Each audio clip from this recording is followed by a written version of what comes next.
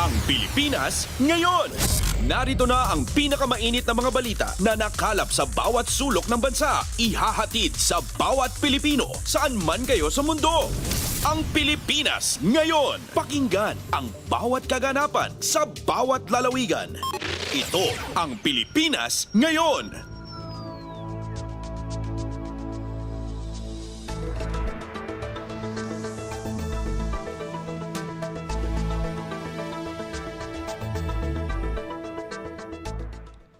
Magandang araw po sa ating mga tagapakinig. Welcome po ulit sa ating programang Ang Pilipinas Ngayon. Ito po ang inyong lingkod, Steph Vicente. Samahan niyo po ako sa kabuuan ng ating palatuntunan.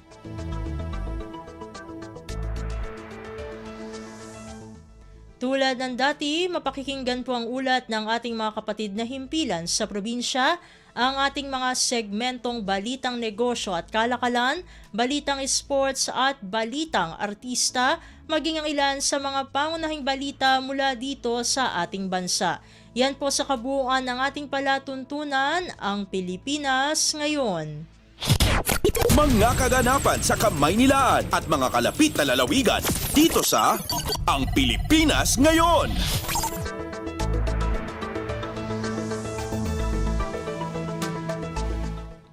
Sa makahalagang balita, Pangulong Ferdinand R. Marcos Jr. pinagpaplano na ang concerned government agencies sa kasunod na sungit ng panahon matapos ang pananalasa ng Bagyong Enteng.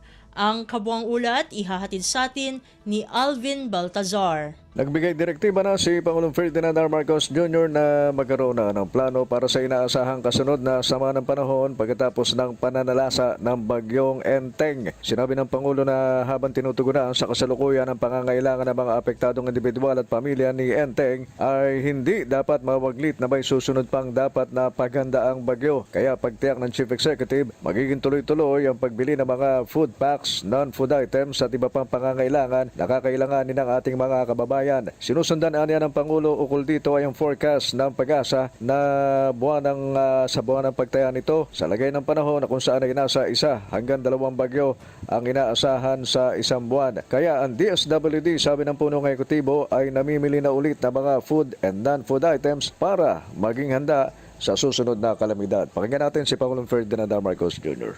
But we must continue the procurement because there is a very good chance that this is not going to be the last for this month. So we have to prepare for that.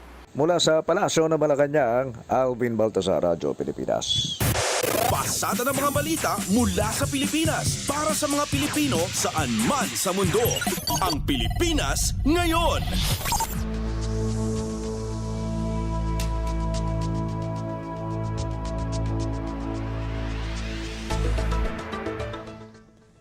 Sa kaugnay na balita, inatasan ni Pangulong Ferdinand R. Marcos Jr. ang kaukulang ahensya ng pamahalaan na paghandaan ang posibleng pagbaha lalo na sa mga lugar malapit sa mga dam tulad ng Ipo, Magat at Lamesa Dam.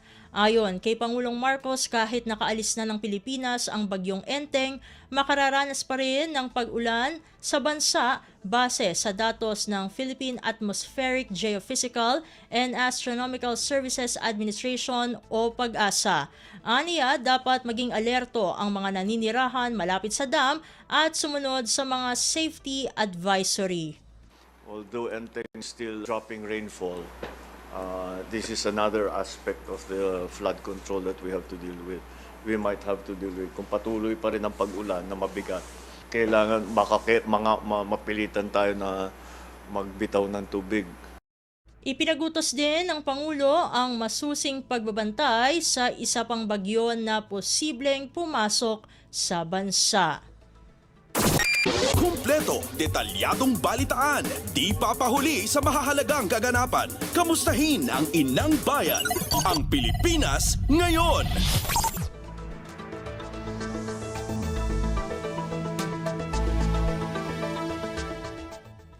Sa iba pang mga ulat, Pangulong Ferdinand R. Marcos Jr. dismayado sa nakitang pagkakalbo ng mga bundok sa isinagawang aerial inspection nitong Miyerkules.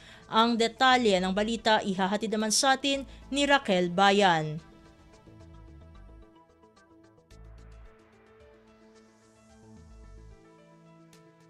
Ikinalungkot ni Pangulong Ferdinand R. Marcos Jr. nang makita ang mga nakakalbong bundok sa isinagawang aerial inspection sa Marikina at Antipolo sa gitna pa rin ito ng mga pag-ulan, pagbaha at pagguho ng lupa bunsod ng bagyong Enteng. Sabi ng Pangulo, lahat na lamang ng kanyang puntahan matapos ang pagdaan ng bagyo ay kakikitaan ng gumuhong lupa. Dahil dito, ipinunto ni Pangulo Marcos ang pangangailangan na magpatupad ng mas mahigpit na patakaran laban sa mga iligal na aktibidad sa mga kabundukan, kabilang na dito ang illegal logging. Dagdag pa ni Pangulo Marcos, dapat na rin mas isulong pa ang mga aktibidad para naman sa reforestation. Much stricter about it. We cannot allow that kind of... Because now it's not a question of illegal activities. It's life and death already. Mula sa Malacanang, ito si Raquel Bayan para sa Radyo Pilipinas. Pasada ng mga balita mula sa Pilipinas para sa mga Pilipino saan man sa mundo. Ang Pilipinas ngayon.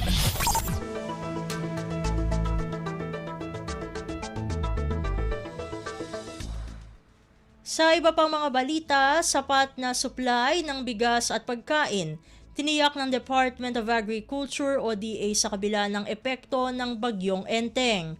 Narito si Mary Ann Bastasa para sa ulat. Siniguro ng Department of Agriculture na nanatiling sapat ang supply ng bigas at pagkain sa bansa sa gitna ng panibagong tama ng bagyong Enteng sa sektor ng pagsasaka. Ayon kay DA spokesperson Asik Arnel de Mesa, walang rason para mabahala ang publiko dahil may sapat na supply ng bigas mula sa lokal na produksyon at gayon din sa imported rice. Paliwanag pa ni de Mesa, pinaiigting ng kagawaran ng mitigation efforts nito para mabawasan ang epekto ng mga paparating pang sakuna sa agri-sector lalo na sa inaasahang pagtama ng La Nina. Tuloy-tuloy rin ang assistance sa mga magsasakang naapektuhan na ng mga kalamidad kabilang na pamamahagi ng mga binhi at Survival and Recovery o SURE Loan Program. Batay naman sa initial na assessment ng DA, meron ng 350 milyon pisong halaga ng pinsala na natamo ang agri-sector kasunod ng pananalasa ng bagyong Enteng. Katumbas ito na higit 8,000 hektare ng sakahan sa Bicol Region at 13,000 magsasaka. Ito si Mary Ann Bastasa para sa Radyo Pilipinas. Kumpleto, detalyadong balitaan, di papahuli sa mahahalagang kaganapan. Kamustahin ang inang bayan, ang Pilipinas ngayon.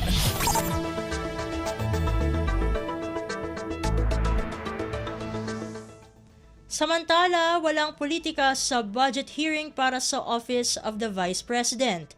Binigyang diin ito ni Pangulong Ferdinand R. Marcos Jr. sa umano'y alegasyong pinupolitika si Vice President Sara Duterte ng mga mambabatas kasabay ng bantang i-impeach siya. Ayon kay Pangulong Marcos, lahat naman ng ahensya ng pamahalaan ay dumadaan sa budget hearing ng Kongreso kada taon upang madepensahan ang kanilang hiling na pondo. Sabi pa ng Pangulo, ginagawa ang pag-usisa sa paggastos at mga programa ng bawat departamento upang malaman kung sapat ang alokasyon at kung paano ito gugugulin. Something that every single government agency has to do. So it's a hearing. There's no politics in it. We do it every year. We do it with the same department. We do it. That process is well established and it has nothing to do with politics. It has to do with the budget. So I don't know how she can characterize these things, which is essentially an information gathering exercise for the House and for the Senate. Si Pangulong Ferdinand R. Marcos Jr. Kumpleto, detalyadong balitaan, di papahuli sa mahahalagang kaganapan. Kamustahin ang inang bayan, ang Pilipinas ngayon.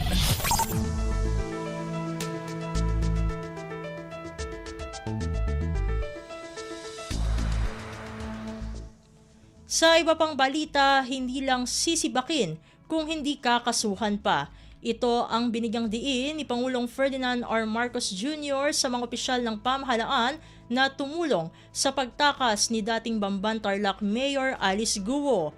Ayon kay Pangulong Marcos, lahat ng sangkot sa pagpapatakas kay Guo ay magbabayad sa batas. Aniya, isa itong malaking paglabag sa interes ng justice system sa bansa.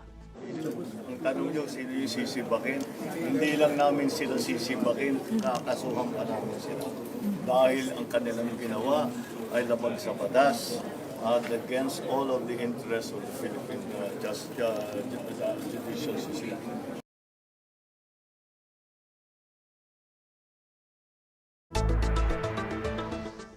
Si Pangulong Ferdinand R. Marcos Jr. Pasada ng mga balita mula sa Pilipinas para sa mga Pilipino saan man sa mundo. Ang Pilipinas ngayon.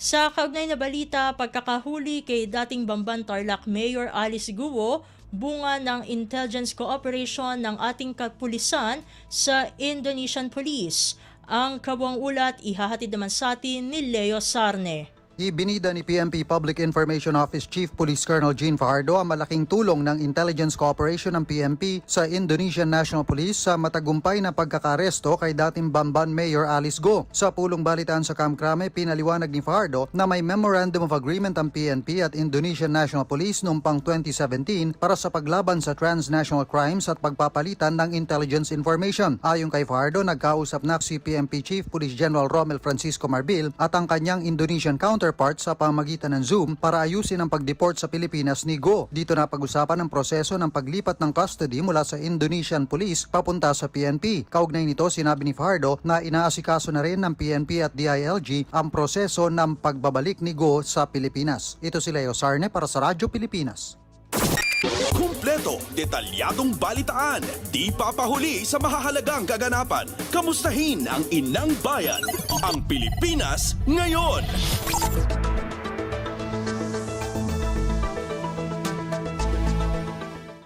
Samantala, immaterial o walang halaga ang lahat ng kondisyon ni Kingdom of Jesus Christ o KOJC leader Pastor Apollo Kibuloy para sa kanyang pagsuko.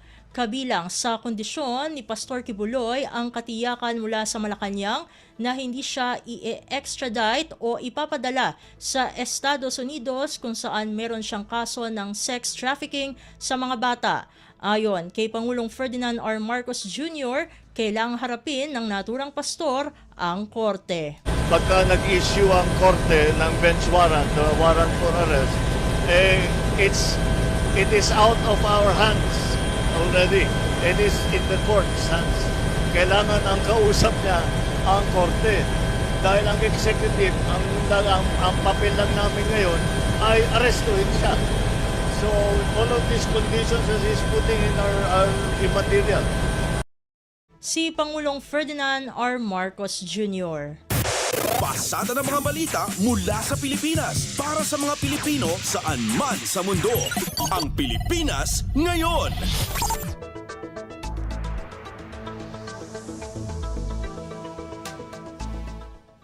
Sa kaugnay na balita, Philippine National Police o PNP naniniwalang nananatili pa sa Kingdom of Jesus Christ o KOJC compound si Pastor Apollo Kibuloy. Balikan natin si Leo Sarne para sa ulat. Nananatiling positibo ang PNP na nasa loob pa rin ng Kingdom of Jesus Christ o KOJC compound si Pastor Apollo Kibuloy.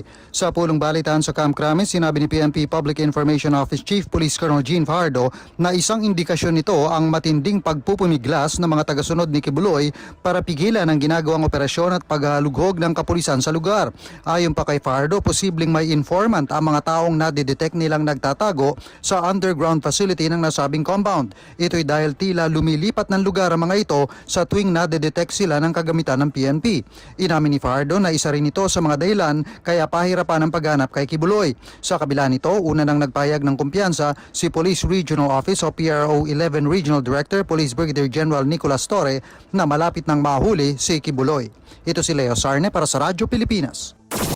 Kumpleto, detalyadong balitaan, di papahuli sa mahahalagang kaganapan. Kamustahin ang inang bayan, ang Pilipinas ngayon.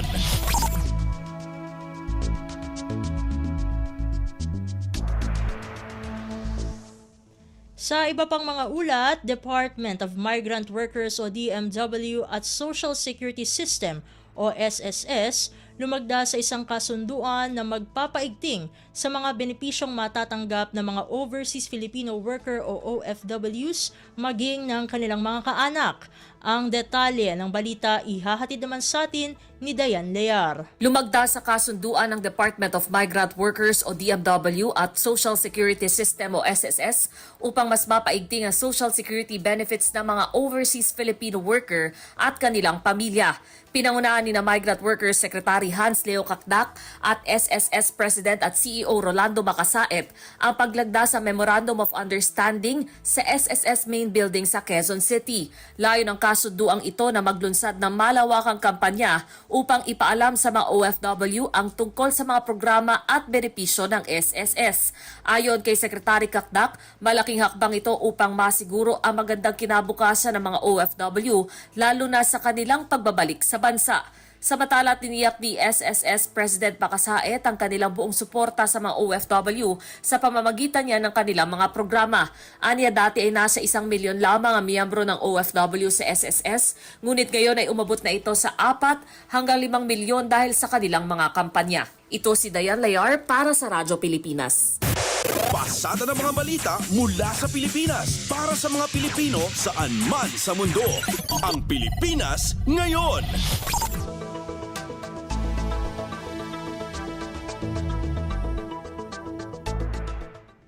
Samantala, Health Secretary Ted Herbosa inatasan na ang lahat ng mga doktor sa mga government hospitals na tanggapin ang guarantee letters sa ilalim ng Medical Assistance for Indigent Program o MAIP. Ang kabuang ulat ihahatid naman sa atin ni Kathleen Forbes. Inatasan na ni Health Secretary Ted Herbosa ang mga hospital directors ng mga pampublikong ospital na abisuhan ng mga doktor na nagtatrabaho doon na tanggapin ang guarantee letters na ipipresenta ng mga pasyente. Ito ang inihayag na kalihim sa interpelasyon ni Misamis Oriental Representative Bambi Emano kung saan hiningi nito ang tulong ng ahensya kung paano maresolba ang problema ng ilan sa kanilang mga constituent. Anya, hindi kasi tinatanggap ng mga doktor ang guarantee letters sa ilalim ng MAIP para sa professional fee. Sabi ni Herbosa, kung gusto niya ng mga doktor na mapanatili ang pribilehyo ng private practice sa mga government hospital, ay obligado silang tanggapin ang mga guarantee letters. Para naman sa mga pribadong ospital, plano niya nila na magkaroon ng accreditation system upang makabuo ng listahan ng mga physician na tumatanggap ng guarantee letters para sa MAIP. Ito ay para kung sakaling ang doktor ng pasyente ay hindi tumatanggap ng GL, ay maaari ito ma-refer sa doktor na tumatanggap ng GL. Sabi naman ni Undersecretary Emily Zerson na maaaring abutin ng 3 hanggang 6 na buwan ang kanilang pakikipagpulong sa mga pribadong ospital para maisapinal ang listahan. Ito si Kathleen Forbes para sa Radyo Pilipinas. Kumpleto, detalyadong balitaan, di papahuli sa mahahalagang kaganapan. Kamustahin ang inang bayan, ang Pilipinas ngayon.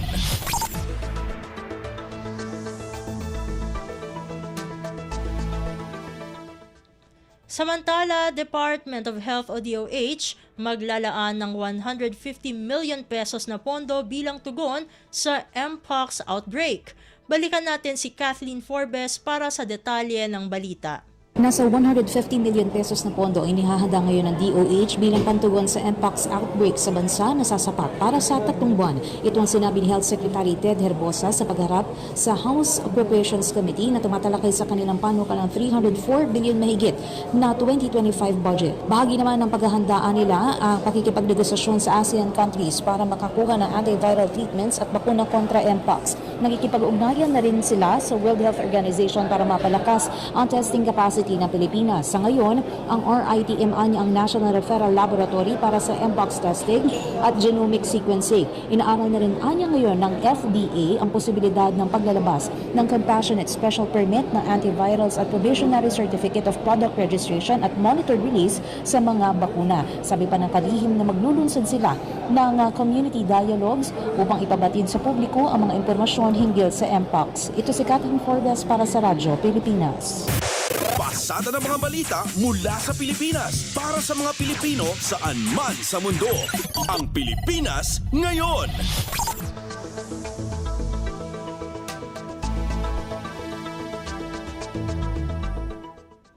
Sa iba pang mga balita, Department of Health o DOH Target na mapunan ang mahigit 16,000 bakanteng posisyon sa kagawaran at ospital hanggang matapos ang taon. Ang detalye ng balita ihahatid naman sa atin ni Melanie Valdos Reyes. Target ng Department of Health na mapunan ang mga bakanteng posisyon sa kagawaran na umaabot na sa mahigit 16,000. Sa budget deliberation ng 304 billion pesos ng DOH para sa taong 2025, sinabi ni Health Secretary Teodoro Rebosa na sa ngayon nasa mahigit 90,000 ang naka-empleyo sa kagawaran at mga attached agencies nito, pero marami pa rin ang nagre-resign sa public sector. Bagamat anya meron ng mga bagong pasilidad at ospital, hindi naman ganun kadali na mapunan ang mga posisyon dahil marami sa ating mga health workers ang nais magtrabaho abroad. Anya nag-issue na sila ng department order upang mapunan ang mga unfilled position ng hanggang 70% bago matapos ang taon. Inaasahan din mapopromote sa plantilla positions ang mga contractual workers basta makapasa sila sa Civil Service Eligibility Exam. Melanie Valdos Reyes para sa Radyo Pilipinas. Kumpleto, detalyadong balitaan, di papahuli sa mahahalagang kaganapan. Kamustahin ang inang bayan, ang Pilipinas ngayon.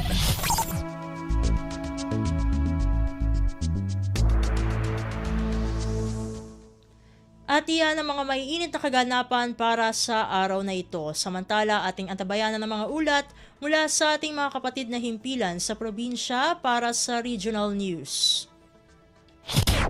Balita mula sa lalawigan sa bawat rehiyon ng ating bayan. Dito sa Ang Pilipinas Ngayon.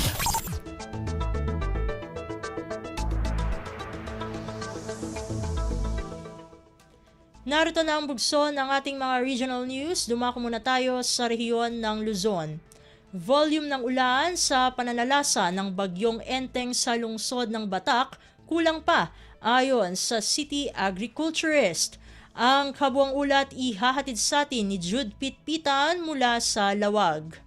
Kurang pa iti volume ti tudo nga buyat ti bagyong Enteng tapno masupusupan ti kasapulan na danom dagiti mula apagay iti syudad ti Batak. Segon kini City Agriculturist Mark Abad nagaputa na bayagan iti panawan anaglaba sipod di bagyong Karina rason na kasapulan pa dagiti manalon ted adu abuyat manipod iti tangatang. Ilawag na Abad nga itagdama adda dagiti pagay iti tillering stage wenno panaggipi ket iti daytoy panawan dagiti pagay ket masapol na ti adu nga danom. Inbaga ni Abad at ti panaggipi kat isot ti panagtubo dagiti nayon na puon dagiti pagay pagtubuan matlaeng dagiti dawa na kuna ni Abad ngawan pa iti na imaldit adanyos ti opisina da sipod di moprak iti bagyong Enteng. Manipod iti syudad ti Lawag, Jude Pitpitan para iti Radyo Pilipinas World Service.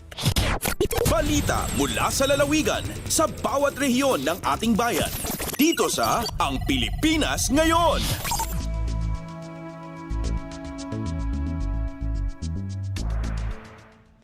Inyong napakinggan ang ulat ni Jude Pitpitan mula sa Lawag.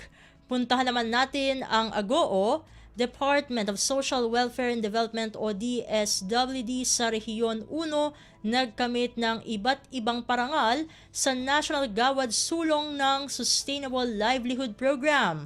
Ang detalye ng balita ihahatid naman sa atin ni Glenda Sarak. Nakaiyawid ti DSWD Field Office 1 iti naduma-duma pamadayaw manipod iti National Gawad Sulong ti Sustainable Livelihood Program no SLP anaanga iti Quezon City itay kalabas. Nagunod ti Aringe Vergis Agriculture Cooperative ti first place iti Best Micro Enterprise Development Association kanakaawat da iti 50,000 pesos. Nabigbigmat ti napintas a serbisyo ni Rodi Barawid manipod iti SLP Provincial Operations Office ti La Union anakaali iti third place iti natatanging kawani Best Administrative Aid category.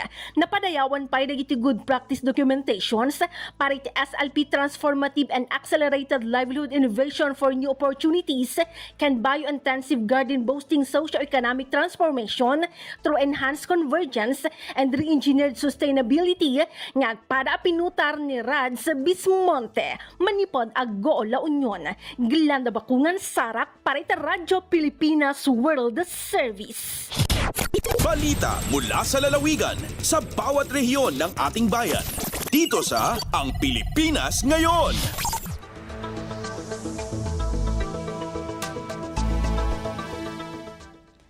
Inyong napakinggan ang ulat ni Glenda Sarak mula sa Agoo.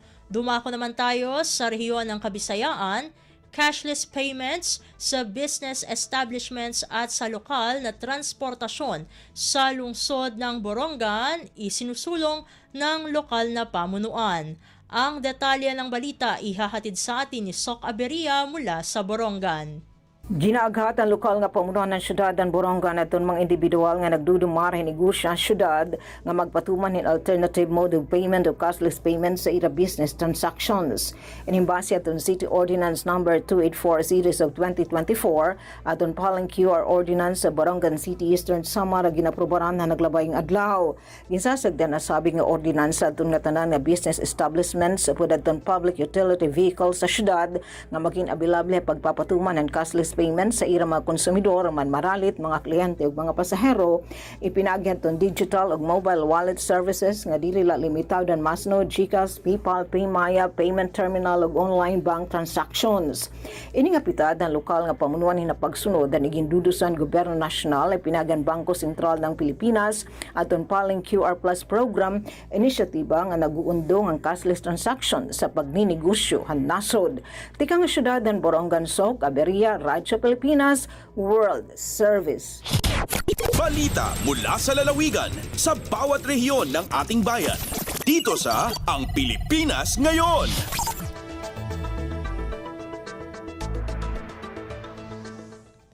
Inyong napakinggan ang ulat ni Sok Aberia mula sa Borongan. Puntahan naman natin ang SOGOD 2024 Government Job Fair pinangunahan ng Civil Service Commission o CSC Region 8. Ang kabuang ulat ihahatid naman sa atin ni Ruel Bugnos. Ang Civil Service Commission kung CSC Regional Office 8 atol sa pagsaulog sa 124 anibersaryo sa Philippine Civil Service nagpahigayon sa 2024 Government Job Fair sa Level 1 Annex Activity Area sa Robinsons, Tacloban kagahapon adlaw September 4 tuig 2024. Matud pa sa CEC anaa sa 19 ka mga ahensya sa gobyerno sa Eastern Visayas ang nisalmot sa job fair nga adunay kapin sa 200 usab ka mga bakante nga posisyon nga gitanyag. Usa sa mga ahensya nga misalmot niini mao ang Southern Leyte State University kun SLS. Ang 2024 Government Job Fair o sa kini ka on-site nga kalihukan nga gitumong sa paghatag sa mga individual nga nagplano sa pagpadayon sila nga karera sa public sector sa usa ka pamaagi sa pakiguban sa mga recruiters, pagbinaluay og impormasyon sa mga bakanting trabaho o pag-file sa mga aplikasyon o pagsumite sa mga giginahanglan nga dokumento sa ilang mga napili nga mga ahensya sa gobyerno. Atangan ang dugang pa nga mga kalihukan atol sa pagsaulog sa Philippine Service Anniversary sa mga mosunod nga semana. Balita gikan sa Southern Leyte kini si Ruel Bugnos para sa Radyo Pilipinas sa World Service. Balita mula sa lalawigan sa bawat rehiyon ng ating bayan. Dito sa Ang Pilipinas Ngayon.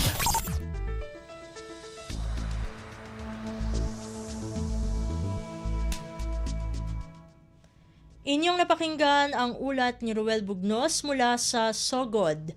Dakuin naman natin ang rehiyon ng Mindanao. Mga magsasaka sa mga lalawigan ng Lanao del Norte at Misamis Occidental, sinisiguro ng Department of Agriculture o DA Region 10 na PhilGAP compliant. Ang detalye ng balita ihahatid naman sa atin ni Romy Kapinpuyan mula sa Cagayan de Oro. Training kalabot sa Philippine Good Agricultural Practices Certification and Inspection Protocol ang ipahigayon sa Department of Agriculture Regional Field Office 10 karong bag-o didto sa Maranding, Lanao del Norte. Tumong nini paghatag og dugang kahibalo sa mga mag-uma ug uban pang agricultural stakeholders sa Lanao del Norte ug Misamis Occidental kalabot sa safety ug quality sa mga pagkaon. Ingon man ang key information may tungod sa GAP standard. Uban nini nga kalihukan ang Bureau of Plant Industry of Fertilizer and Pesticide Authority. Usa-usab kini kakahiyunan sa mga mag-uma nga madugangan ang kahibalo ug mapalambo ang ilang agricultural production ug masiguro nga maabot ang quality ug industry standards sa production ug processing sa fresh fruits and vegetables subay sa Philippine National Standards sa Fruits and Vegetables Farming Code of Practice. Sa dili pamatagan og PhilGAP certification ang mga mag-uma, kinahanglan nga natuman ang food safety, environmental management, workers welfare ug quality produce. Gikan sa Radyo Pilipinas Cagayan de Oro, kini si Romy Kapinpuyan para sa Radyo Pilipinas World Service. Balita mula sa lalawigan sa bawat rehiyon ng ating bayan. Dito sa Ang Pilipinas Ngayon.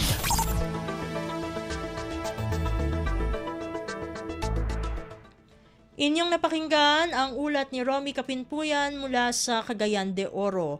Puntahan naman natin ang Zamboanga. Department of Migrant Workers o DMW Region 9 nakapagpadala na ngayong taon ng mahigit 400 overseas Filipino workers o OFWs sa ibang bansa. Narito si Leslie Cubol para sa balita.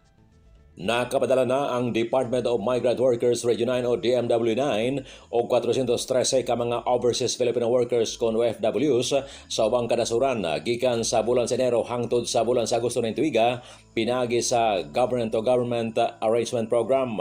Sumala kang DMW9 Regional Director Adam Musa sa nasangpit nga ihap 342 ka mga OFW ang ilang na-deploy sa Saudi Arabia, sa 68 sa Taiwan o 3 sa Japan. Samtang gipabalhin sa DMW ang Ministry of Health sa Saudi Embassy sa Zamboanga City aron dili na moadto pag Kauluhang Manila ang mga aplikante din sa Rehiyon 9. Gidugang pa ni Direktor Musa, makasiguro ang mga aplikanteng taga Zamboanga Peninsula nga luwas sila sa pag-apply sa mga trabahong gitanyag nila sa gawas sa nasod tungod kay ila kining giasasan pagayo o kasagaran ana sa gobyerno nagtrabaho ang mamahimo nilang amo. Gikan diri sa Radyo Pilipinas Zamboanga, kini Celeste Cubol para sa Radyo Pilipinas World Service. Balita mula sa lalawigan sa bawat rehiyon ng ating bayan. Dito sa Ang Pilipinas Ngayon.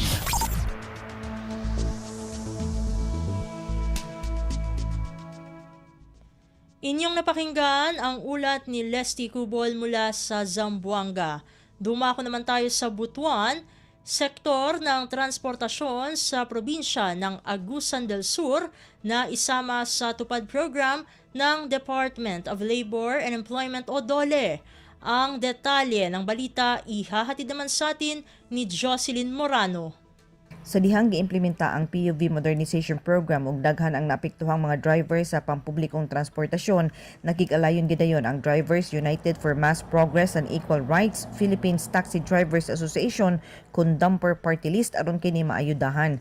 Agig suporta nagpatuman ang Department of Labor and Employment Agusan del Sur Field Office sa Emergency Employment Program pinaagi sa tulong panghanapbuhay sa ating disadvantaged workers kun tupad sa mga munisipyo sa Loreto, Talacugon ug San Francisco, Agusan del Sur. 669 ang nakabenepisyo nga mga miyembro sa Tricycle Owner Drivers Association ug mga habal-habal drivers kinsa nakadawat sa tig 3,850 pesos nga sweldo para sa napo kaadlong pagpanalbaho ilawom sa tupad. Gihinaot ni Buhawi Corvero Coria, OIC Provincial Head sa Dole Agusan del Sur, nga nahatod sa programang tupad ang tinuoray nga tabang dungan sa pag-ila sa kamahinungdanon sa maong sektor diha sa paglambo sa ekonomiya. Gikan sa RP Butuan, kini si Jocelyn Morano para sa Radyo Pilipinas World Service. Balita mula sa lalawigan sa bawat rehiyon ng ating bayan. Dito sa Ang Pilipinas Ngayon.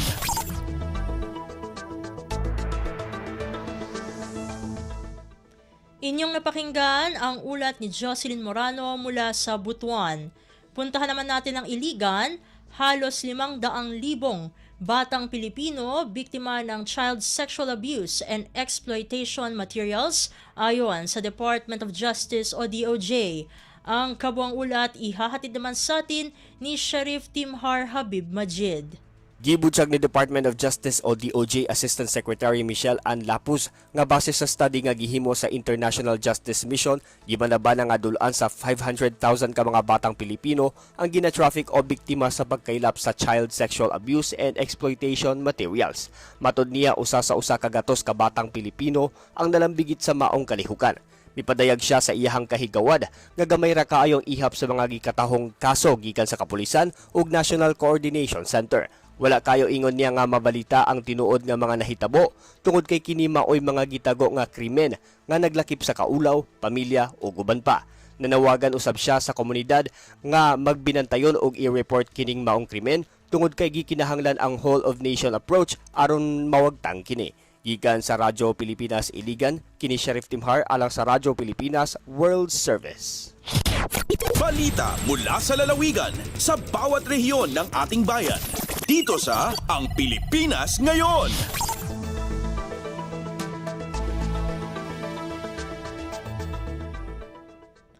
Inyong napakinggan ang ulat ni Sheriff Timhar Habib Majid mula sa Iligan.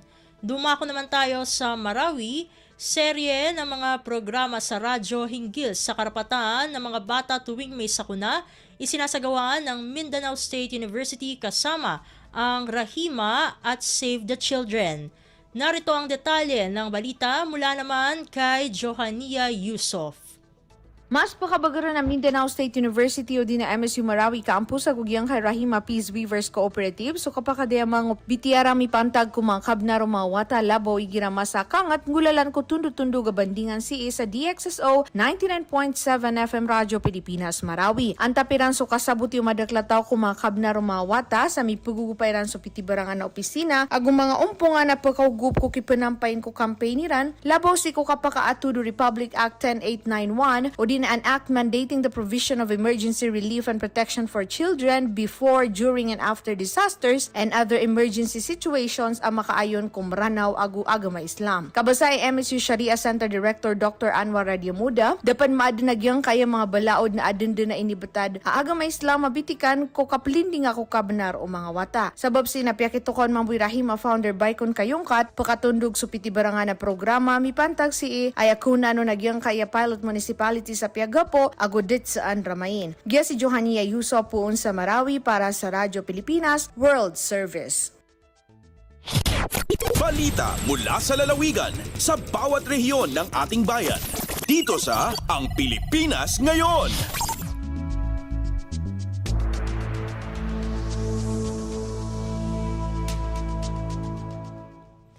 At inyong napakinggan ang ulat ni Johania Yusof mula sa Marawi.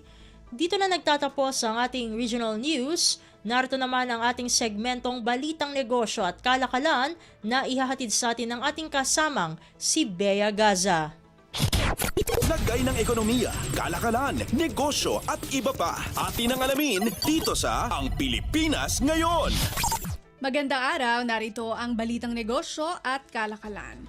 Pinalawig ba ng Government Service Insurance System o GSIS ang emergency loan program na nagbibigay ng tulong pinansyal sa mga miyembro at benepisyaryo ng pensyon sa mga lugar na apektado ng Bagyong Enteng. Epektibo ito sa oras na makuha ng GSIS ang listahan ng mga lugar na nasa ilalim ng state of calamity. Matatandaang nauna na itong pinasimulan sa ilang lugar sa bansa na dati nang idineklarang nasa ilalim ng state of calamity. Maaaring mag-apply ang mga miyembro at benepisyaryo ng pensyon sa mga lugar na apektado ng habagat at Bagyong Karina hanggang sa itinakdang mga deadline. Hanggang October 26, 2024 para sa Baco at Pinamalayan Oriental Mindoro. Hanggang October 25 para sa Batangas, Rizal at National Capital Region. Hanggang October 29 para sa Bulacan at Pampanga. Hanggang October 31 para sa Kamiling Tarlac. November 1 para sa San Andres, Romblon at Mabitac, Laguna. November 5 para sa Ilocos Norte at La Union. November 13 para sa Ilocos Sur at November 21 para sa mga Tarum, Pangasinan.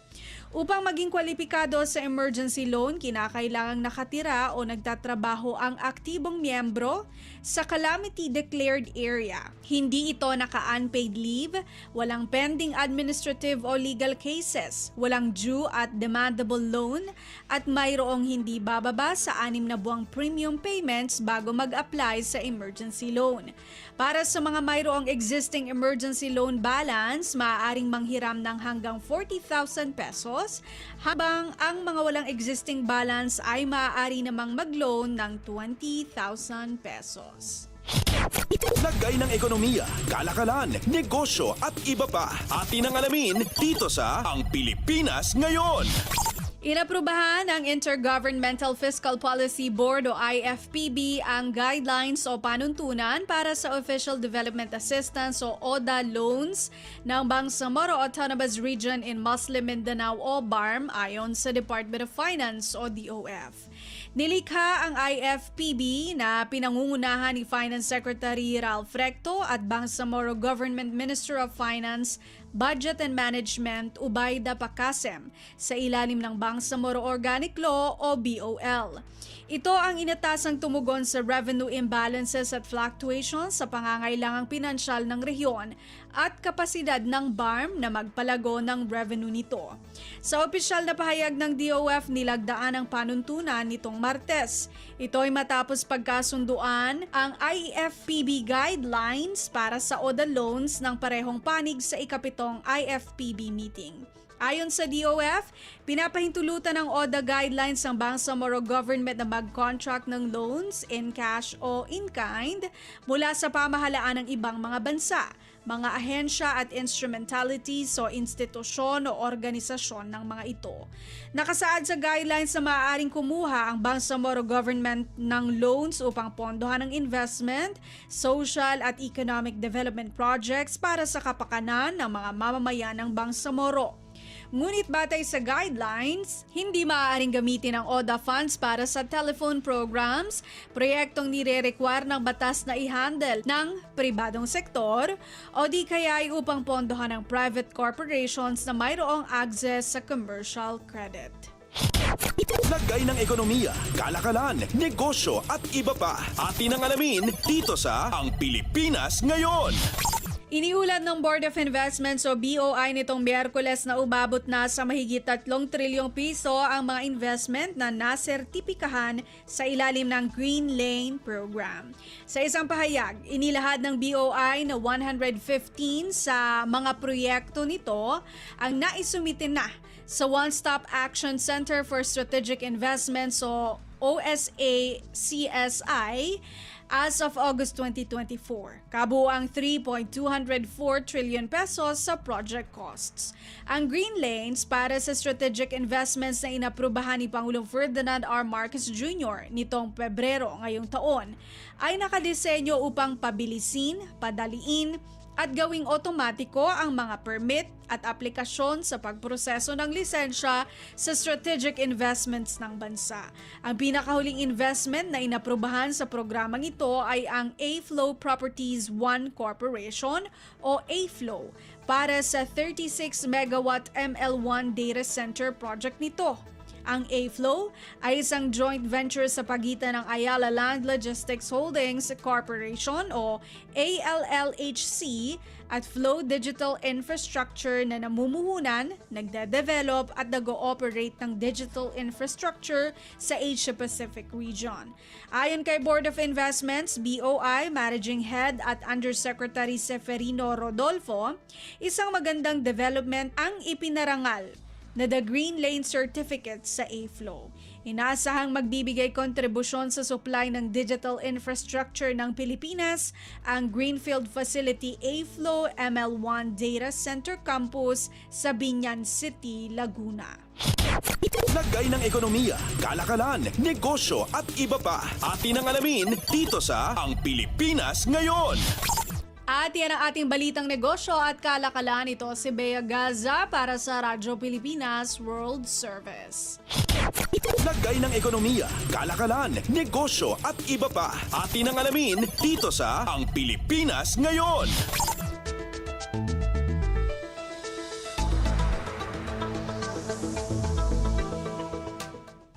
Maraming salamat, Bea, para sa ating segmentong Balitang Negosyo at Kalakalan. Narito naman ang ating segmentong Balitang Sports na ihatid naman sa atin ng ating kasamang si Leo Magpayo.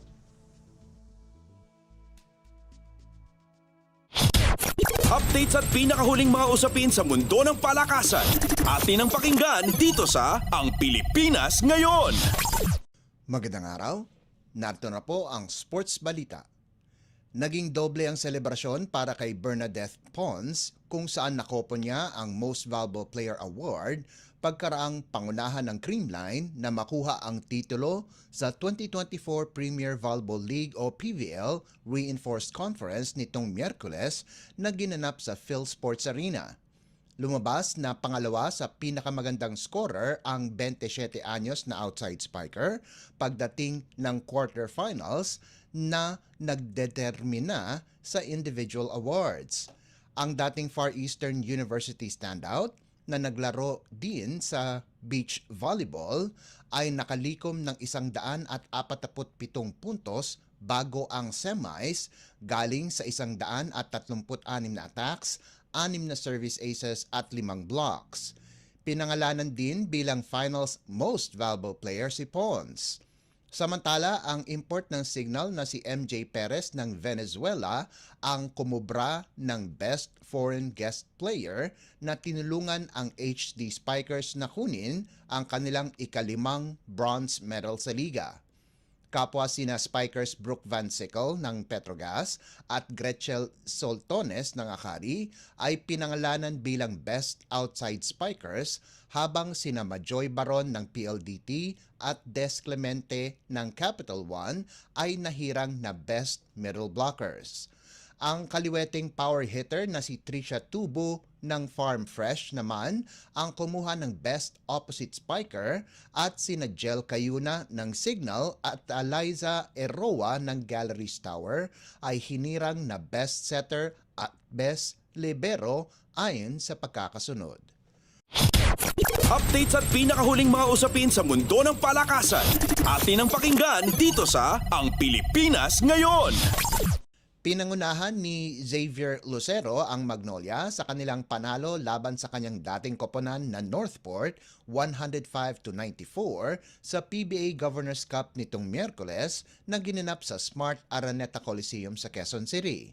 Ito ang unang laban ng Magnolia laban sa Northport pagkatapos linipat ng batang pair si Lucero kapalit sina Gio Halalon at Abo Tratter. Nagrehistro si Lucero ng 16 na puntos, 12 rebounds, 2 blocks at 1 assist para tulungan ang Hotshots na dispatchahin ang walang import na Northport. Nagtapos naman na may 25 puntos, 11 rebounds, 4 na steals at 2 blocks si Magnolia import Glenn Robinson III habang nakapagtala ng sarili niyang double-double si Paul Lee na may 20 puntos at 11 assist, sahog pa ang 2 steals para mapaganda ang kanilang record sa 3-2. Nanguna naman si Cade Flores para sa Northport na may 23 puntos at 10 rebounds para bumagsak sa 2-3 kartada. Updates at pinakahuling mga usapin sa mundo ng palakasan. Atin ang pakinggan dito sa Ang Pilipinas Ngayon. Matindi ang ipinamalas ni John Medina sa second half, subalit hindi ito sapat para isalba ang Gilas Pilipinas Boys sa kanilang 75-58 na pagkatalo sa New Zealand sa 2024 FIBA Under-18 Asia Cup na ginanap sa Amman, Jordan. Nagpakawala ng 23 puntos ang 18 anyos na shooting guard sa huling 2 quarters patungo sa impresibong 30 puntos kasama pa ang 2 rebounds, 2 steals at 1 assist kung saan bumagsak ang Pilipinas sa 1-2 kartada sa Group D. Samantala, nananatiling walang bahid ang New Zealand pagkaraang pagandahin sa 3-0 ang kanilang record at otomatikong pumasok ng quarterfinals. Bukod kay Medina, si Mark Esperanza ang kaisa-isang Gilas player na nakagawa ng double-digit scoring pagkatapos niyang gumawa ng 14 na puntos habang si Wilhelm Cabonilas ay nalimitahan lamang sa 3 markers. Kahit natalo, nananatiling nasa kontensyon pa din ang Gilas, depende na lamang sa resulta ng laban sa pagitan ng Jordan at Indonesia na gagawin ngayong Huwebes. Updates at pinakahuling mga usapin sa mundo ng palakasan. Atin ang pakinggan dito sa Ang Pilipinas Ngayon. At yan ang pinakahuling balita sa larangan ng palakasan. Para sa Radyo Pilipinas World Service, ito po si Leo Magpayo. Magandang araw. Updates at pinakahuling mga usapin sa mundo ng palakasan. Atin ang pakinggan dito sa Ang Pilipinas Ngayon.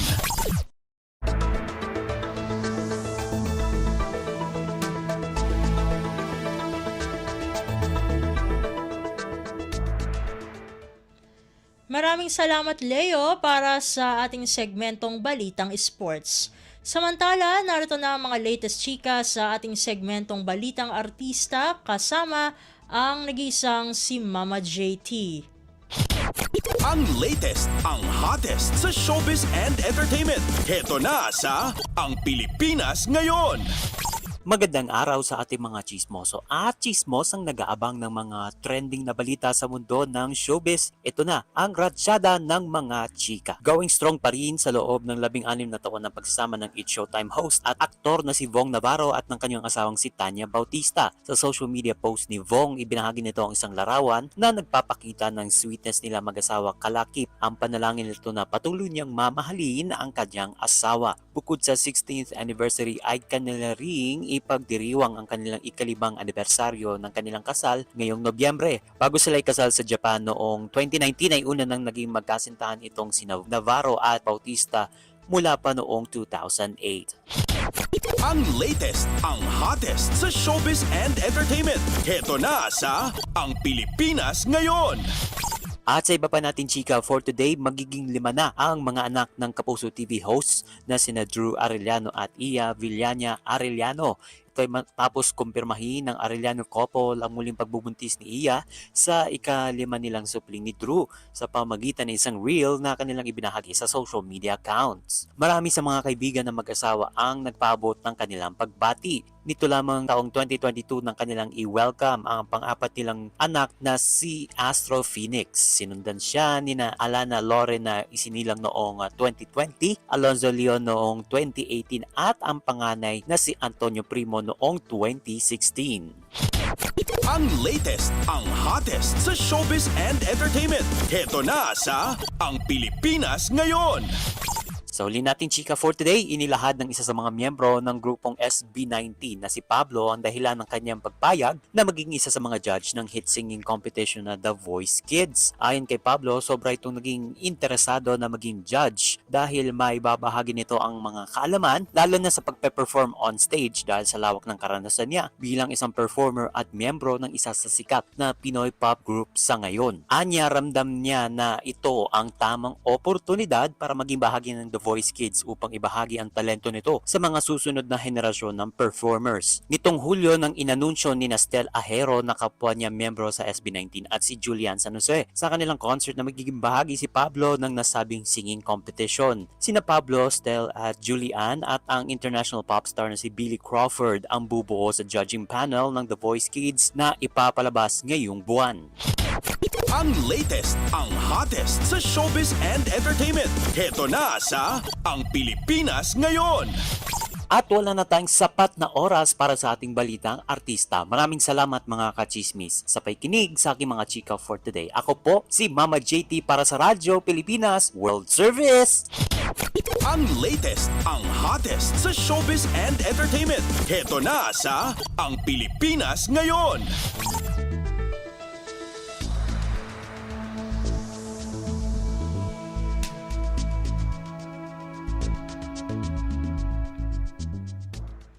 At yan po ang naging kabuuan ng ating programa para sa araw na ito. Samantala, magpapasalamat muna tayo sa ating mga nakasama sa ating transmitter site sa Tinang. Sa studio, kasama naman natin sina Milo Jonella, Susan Aison at Anthony Pimentel. Salamat din sa mga naghatid ng mga ulat mula sa Kamaynilaan at mga probinsya, pati na rin ang naghatid sa atin ng segmentong Balitang Negosyo at Kalakalan na si Bea Gaza, ng segmentong Balitang Sports na si Leo Magpayo at ng segmentong Balitang Artista na si Mama JT. At syempre maraming salamat sa ating station manager na si Mr. Ray Sampang. Maraming salamat po hanggang sa susunod na edisyon ng ating palatuntunan. Huwag kalimutang mag-like, mag-follow at mag-subscribe na sa mga social media account o page ng Radyo Pilipinas World Service upang maging laging updated sa mga makakalagang balita. Ito pong muli ang inyong lingkod, Steph Vicente. Mabuhay po tayong mga Pilipino. At yan ang Pilipinas Ngayon. Muling samahan si Ben Blones sa parehong oras at alamin ang pinakahuling mga kaganapan at balita saan man kayo naroon. Ang Pilipinas Ngayon.